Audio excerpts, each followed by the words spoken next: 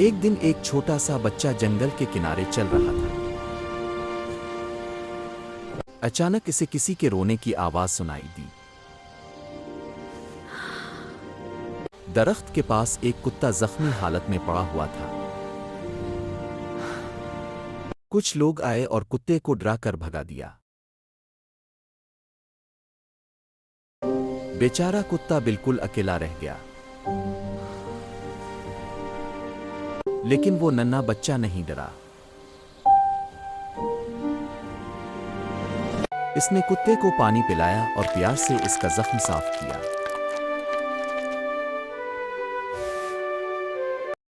कुत्ते की आंखों में खुशी आ गई और दोनों दोस्त बन गए। कुछ दिन बाद कुत्ता बिल्कुल ठीक हो चुका था।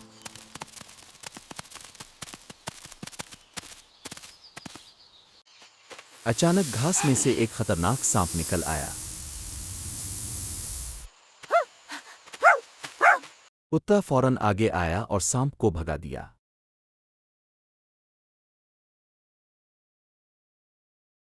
कुत्ते ने अपने दोस्त की जान बचा ली।